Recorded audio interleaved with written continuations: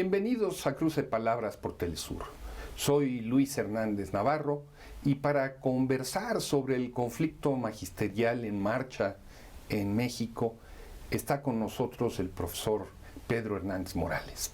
Pedro es director de la Escuela Centauro del Norte y es secretario general de la sección 9, la que agrupa a los profesores de educación básica de la Ciudad de México, el Sindicato Nacional de Trabajadores de la Educación y de la Coordinadora Nacional de Trabajadores de la Educación. Pedro, muchas gracias por estar con nosotros. Luis, muchas gracias. Gracias a Telesur por el espacio. Comencemos por lo que es evidente. El pasado 1 de mayo hubo movilizaciones en distintos estados de la República y la presencia del magisterio, sobre todo aquí en la Ciudad de México, fue patente de manera muy crítica. Y luego, 2 semanas después, en lo que en México se celebra el Día del Maestro, el 15 de mayo, pues hubieron también grandes movilizaciones, protestas. En la ciudad de Oaxaca se bloqueó el aeropuerto, se suspendieron vuelos. ¿Qué está pasando con los maestros del sistema de educación pública en México? Primero, pues nuestro sistema educativo es enorme, el 90% es educación pública y por lo tanto pues estamos hablando de más de 1,5 millones de maestros de educación básica, casi 2,5 millones si sumamos media superior y superior. Entonces pues es un mundo de gente, pero también de situaciones que venimos arrastrando.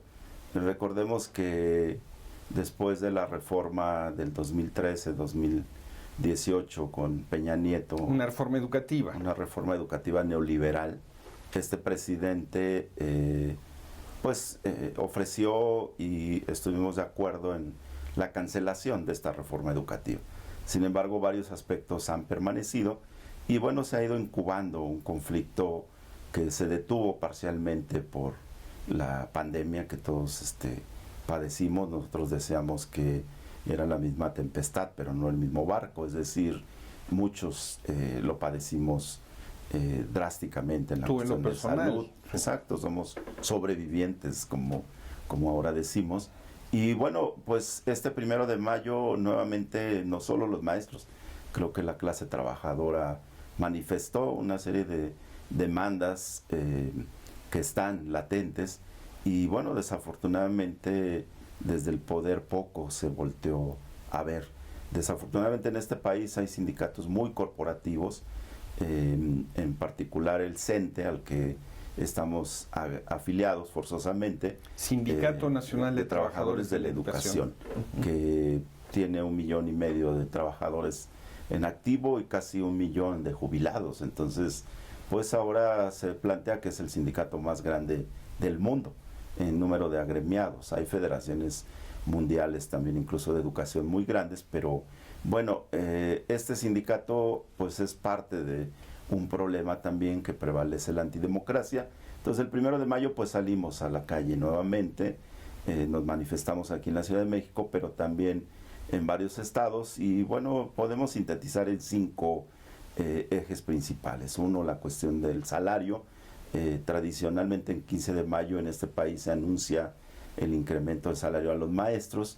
Nos hemos visto rebasados en nuestro poder adquisitivo, en los términos de inflación y bueno, si bien el 15 de mayo oficialmente se anunció un 8% de incremento al salario, en realidad pues hay se atora mucho la posibilidad de un incremento real al salario de los maestros.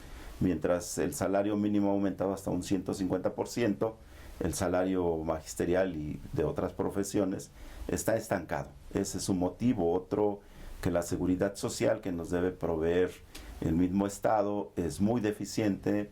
El Instituto de Seguridad y Servicios Sociales de los Trabajadores al servicio del Estado está desmantelado, fue saqueado durante los anteriores sexenios y bueno, pues ahora recibir una atención médica adecuada no es posible. Luego tenemos un problema muy fuerte con las pensiones de los maestros jubilados, que además se modificó la ley, nos implica más años para podernos jubilar. Está calculado en algo que se llama unidades de medida de actualización, UMAS, y bueno, se pierde un 30% del salario de los maestros al jubilarse. Luego tenemos el otro problema del ingreso y el reconocimiento a los maestros, que no terminó de modificarse en la actual ley del sistema para la carrera de las maestras y los maestros, y bueno, pues estamos padeciendo la imposibilidad de que los maestros mejoren profesional y salarialmente, porque esta ley pone muchas trabas. Nuevamente se hace una evaluación para ingresar al servicio docente, y aquella demanda que hicimos durante mucho tiempo de que fueran contratados los maestros egresados de las normales, pues no está sucediendo. Entonces hay un déficit también en la infraestructura en las escuelas, tenemos un problema con mobiliario, con equipamiento. Si bien hemos avanzado y lo reconocemos en la parte social, de becas, de útiles, de uniformes, que incluso han sido demandas del movimiento democrático magisterial, aún persisten problemas de desigualdad. Pedro, ahí en la camiseta traes las siglas CENTE, la organización a la que perteneces, pero también perteneces al CENTE con S. Quien no está familiarizado con este juego de siglas, de letras, ¿cómo explicarías tú la diferencia entre uno y otro? Primero, hay un sindicato nacional al que estamos afiliados corporativamente, es decir, desde que iniciamos en la docencia, automáticamente estamos afiliados, no hay una libre afiliación al sindicato. Y bueno, en este prevalece la antidemocracia, hay una camarilla, un control de un comité ejecutivo nacional que pues sería una élite dorada en el magisterio, que tiene el acceso a cuotas millonarias de los agremiados. Sin embargo, nosotros somos del CENTE formalmente, pero nos organizamos en esta corriente disidente desde hace 43 años, la Coordinadora Nacional de Trabajadores de la Educación, que tiene presencia en todo el país, aquí en la Ciudad de México, en la sección 9 democrática de la CENTE, del CENTE. Y bueno, pues ha sido una lucha también en todos estos años por democratizar al sindicato. O sea, ustedes son una fuerza democrática al interior de un sindicato que no es democrático. Sin embargo, el secretario general, presidente al mismo tiempo, no sé cuántas cachuchas tenga de manera simultánea, presume que se han estado realizando procesos eleccionarios democráticos en distintas secciones del país, hablan casi de 40. ¿Cómo es esto? ¿Es cierto? ¿Está en marcha un proceso de democratización dentro del CENTE con ese? Bueno, después de la batalla contra la reforma neoliberal del anterior sexenio, la cúpula del sindicato había quedado muy desprestigiada, había aceptado siempre lo que disponía el gobierno en turno, y entonces esa deslegitimación que tuvieron han empezado a remontarla a partir de reivindicar el voto universal, directo y secreto, donde se llama elecciones en las secciones sindicales, que más o menos corresponde a las entidades en este país. Sin embargo, los procesos han estado plagados de muchas irregularidades. Efectivamente, llevan casi 40 elecciones de 58 secciones que conforman el Sindicato Nacional de Trabajadores de la Educación. Dejaron al último a las secciones de la Ciudad de México. En los próximos días intentan imponer una dirigencia a modo. Nosotros hemos resistido todos estos años, nos hemos manifestado contra procesos amañados, fraudulentos, donde esa cúpula sindical registra las planillas, instala las casillas, cuenta los votos, declara que planilla es ganadora, si hay inconformidad recibe las inconformidades y al final del día vuelve a decir que ganaron los mismos. Una camarilla que se enriquece con las cuotas, pero que además tiene un vínculo privilegiado con el poder, y esto ha sido desde 1944 que se fundó este sindicato, como camaleones decimos en México, pues se han pintado de verde, de rojo, de guinda, de azul, y bueno, pues se ponen las camisetas que creen que deben de reivindicar. La sección 9 en estos momentos está señalando que no está de acuerdo con esa elección y va a participar en el sentido de exigir que se respete la voluntad mayoritaria de los maestros. O sea, la dirección nacional de ese sindicato en estos procesos eleccionarios sería el niño en el bautizo, el padrino de los 15 años, el novio en la boda, el muerto en el entierro, son todo. Son todo, y además sería quien declara o pone el acta final, ¿no? Literalmente, o sea, es una farsa ese proceso democrático. Sí, dicen que hay cambios en el país y efectivamente en este país se ha ido transformando, pero el control en el sindicato sigue en manos pues de una cúpula. Hizo solo un reglamento muy a modo para garantizar que de todas ganen todas, ¿no? Sin embargo, bueno, hay secciones como la sección 7 de Chiapas que los ha derrotado incluso en esa forma de control que han tenido, la sección 22 de Oaxaca, que pues ha nombrado a sus dirigentes de manera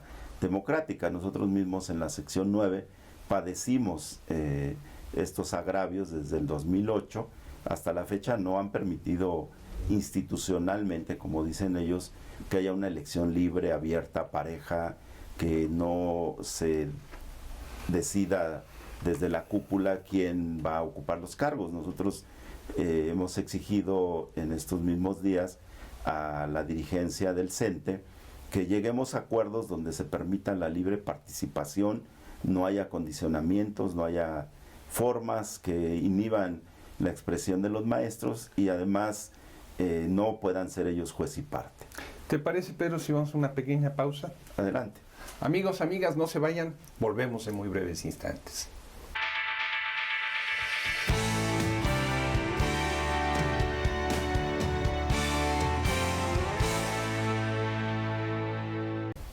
Estamos ya de vuelta en este cruce de palabras, conversando sobre la insurgencia magisterial en curso en México con el profesor Pedro Hernández Morales, director de la Escuela Centauro del Norte, secretario general democrático de los maestros de educación básica de la Ciudad de México, agrupados en la sección 9.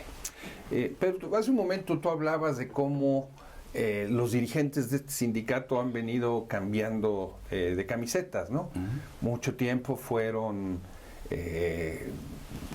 piezas fundamentales del Partido Revolucionario Institucional, acabaron haciendo alianza con un partido de derecha como el Partido de Acción Nacional, tienen su propio partido, el Partido Nueva Alianza, que generalmente se vende al mejor postor, y ahora se han puesto la camiseta guinda, la camiseta de Morena, según ellos, y se presentan como los soldados intelectuales de la Cuarta Transformación.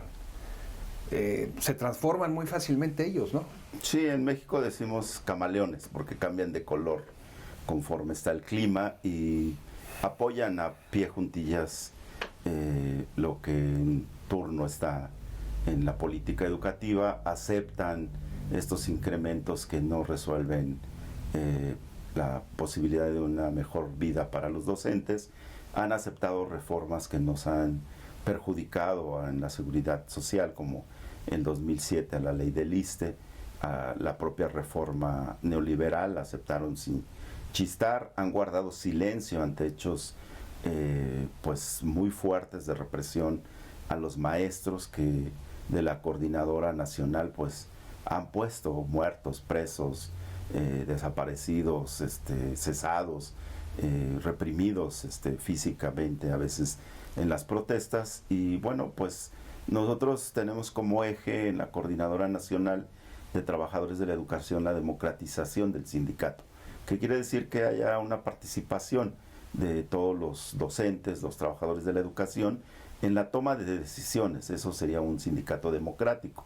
En este caso no se cumple ese principio y bueno, pues nosotros vamos a seguir en esta batalla por democratizar al CENTE, ponerlo al servicio de los trabajadores y particularmente en este proceso próximo que no nos permiten participar porque no permiten la inscripción de una planilla de la sección 9 democrática, porque está diseñado de tal forma que solo la planilla o las planillas que les convienen son las que van a ostentarse, y bueno, pues nos dicen que con el número de votos que se obtenga, con eso se declarará un vencedor. Nos parece que la democracia no puede significar que solo voten algunos y esos definan quién representa a los trabajadores.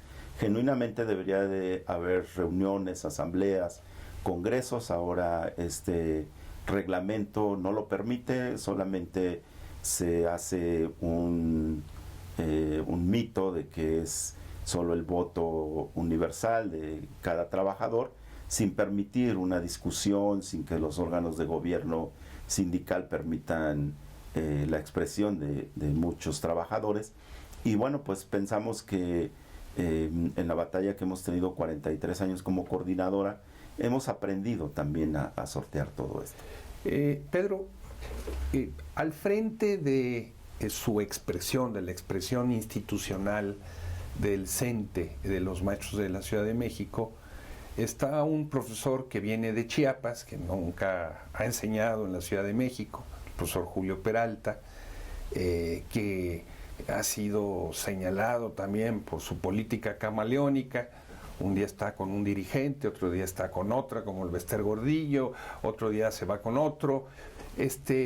Nunca lo fue elegido por los maestros, fue designado directamente por el Comité Nacional. ¿Cuántos años lleva él al frente? Van a ser ya casi 10 años, y se entendía que una comisión con estas características debería de permanecer solo algunos meses, organizar las elecciones y bueno, pues reconocer que no representa, no fue elegido, no fue propuesto, no es ni siquiera de la Ciudad de México, y eso es muy lamentable porque entonces pues alguien que no conoce la realidad directa, el contexto, la forma de organización. Y bueno, pues ahora se pretende una elección donde nuevamente desde arriba se quiere imponer un candidato oficial y que todos los maestros simplemente vayan y crucen su papeleta por él, y entonces declare que hay un nuevo comité en la sección 9. Nosotros no lo vamos a aceptar, no lo vamos a permitir. Hemos solicitado al gobierno federal que tiene que garantizar también que al interior del sindicato haya elecciones realmente libres, democráticas, que no se empuje o se condicione o se reprima a nadie por su expresión, por su militancia, por su posición política, ideológica, sindical. Pedro, el CENTE con S tiene una larga experiencia de participación electoral, con buenas y con malas maneras. Han sido artífices de muchos fraudes electorales, no solamente en los sindicatos, sino en elecciones en distintos lugares del país. Es una maquinaria electoral muy aceitada, ¿no? De compra, coacción del voto, no solamente entre los maestros. Ese CENTE con esa experiencia sigue actuando. Así es, y bueno, ahora recordando lo que planteaste, que se declaran soldados intelectuales, pues plantean que pueden obtener votos para que un partido u otro gane, en algunos lugares su propio partido que utilizan los recursos del sindicato, pues lo ponen a generar votos para uno u otro partido. Sigue siendo una maquinaria de control corporativo de los maestros, pero también de influir en las elecciones. El gobierno actual incluso constata que hubo intervención de esa dirigencia en los tiempos del Bester Gordillo, que fue una dirigente que duró 23 años al frente del sindicato sin posibilidad de elegir o de decir que continuara. Y bueno, pues llegó hasta la cárcel, fue acusada de enriquecimiento, y los actuales dirigentes no se quedan atrás. Hay una larga historia de corrupción en el sindicato, nunca se rinden cuentas, nunca se dice dónde van las cuotas de más de 1,5 millones de trabajadores, propiedades que tiene el sindicato, que se ha expresado muy claramente en la frase un sindicato rico de maestros pobres, ¿no? Estamos hablando entonces de un organismo que es como un animal de 4 patas. Por un lado, esta pata gremial, vamos a decirlo así, que tiene muchas veces su principal sostén no en los maestros, sino en directores e inspectores, es decir, en autoridades que controlan o pueden controlar maestros. Otro aparato que es muy poderoso desde el punto de vista electoral. Otra pata que es la pata de los negocios, porque no solamente son las cuotas, claro. Ellos ofrecen todo tipo de ventas de servicios, y dan créditos, etcétera, etcétera, pero también tiene una pata de golpeadores, ¿no? Así es. Porque hemos visto en lugares como Zacatecas o en otros, donde movilizan no solamente a maestros de educación física que tienen la condición y la experiencia para eso, sino también a cadeneros de los bares y de los antros como en Torreón para romper asambleas y todo eso. Entonces es un animal de 4 patas. ¿Cómo enfrentar eso ustedes que son solamente un grupo de maestros? Bueno, por eso nosotros hemos planteado a este gobierno que los cambios que se han dado en el país tendrían que darse también en el sindicato, que no tendría que haber apoyo a una dirigencia con estas características, que tendría que entregarse los recursos de los maestros a los genuinos representantes, porque parte del poder es ese poder del dinero, que cuentan con millones, pero también la cercanía con el poder. Entonces nos parece que este gobierno tiene que ubicar que no son sus mejores aliados y que por el contrario pues los desacreditan, porque entonces esos negocios, esas formas violentas muchas veces de imponerse o de imponer incluso en otros gremios o en movilizaciones importantes, entonces nos habla que también tienen pues una forma pues de represión, de utilizar grupos hacia adentro del sindicato que les permiten entonces tener ese control. Nos parece que tenemos que ir desmantelando cada uno. Uno es el poder económico, que se podría, si se quita ese acceso sin control a las cuotas, sin vigilancia, sin transparencia. Segundo, que se obligara a que reformaran unos estatutos del sindicato que les permiten hacer todas estas tropelías. Y luego, pues también deslindarse en relación a ese aparato electoral que influye en la decisión de elecciones. Y por supuesto, pues nosotros hemos hecho denuncias, hemos planteado con nombre y apellido responsables en la situación de fallecimiento o asesinato de maestros, de golpes a disidentes, y bueno, pues nos parece que hay un agravio que tiene que castigarse y sobre todo que tiene que retomar lo que verdaderamente debe ser un sindicato, que es un instrumento de lucha para mejorar las condiciones de los trabajadores. El maestro Cepeda, el que está al frente del sindicato, se dice que cuando un funcionario público le pregunta ¿qué horas son, señor Cepeda?, él responde: las que usted diga, señor funcionario. ¿Cómo enfrentar esta incondicionalidad entre la autoridad, ¿no?, la que sea, y ese liderazgo sindical? Sí, nos parece que los maestros también tenemos una participación social importante.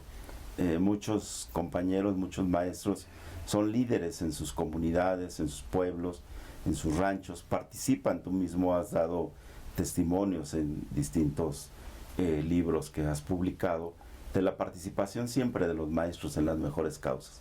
Nos parece que esa es la apuesta que hacemos. Los maestros comprometidos, los maestros que militan con las causas de su pueblo, los maestros que emprenden la defensa a veces jurídica, a veces política, que acompañan la movilización, que no solo enseñan a leer y escribir a muchísimos, sino también a leer las leyes, a entender que hay procesos que podemos apelar, que podemos buscar para defender los derechos. Nos parece que ese es el papel esencial de los maestros en este país. Tradicionalmente han sido líderes también de sus comunidades y tienen una influencia creciente. Nos parece que necesitamos profundizar una reforma que realmente nos lleve a una educación que nos enseñe a pensar y no solo a obedecer, una educación que emancipe la conciencia de este pueblo, que contribuya a la transformación verdadera de las conciencias y que logre entonces un país pues con mayores oportunidades, con igualdad, con justicia, con democracia, y nos parece que los maestros tienen un papel esencial en esto. ¿Sería lo que ustedes plantean como sus 3 consignas de democratizar el sindicato, democratizar la educación y democratizar el país? Así es, pero también recordando a un maestro que está representado en nuestra insignia, al maestro Lucio Cabañas, guerrerense, luchador incluso con las armas en la mano en una etapa de mucha represión. Él decía hacer pueblo y estar con el pueblo. Maestro Pedro, muchísimas gracias por estar con nosotros en este Cruce de Palabras. Gracias, Luis. Amigos, amigas, muchísimas gracias por su amable compañía el día de hoy. Ya saben, los esperamos la semana que viene aquí en Cruce de Palabras por Telesur. Hasta la próxima.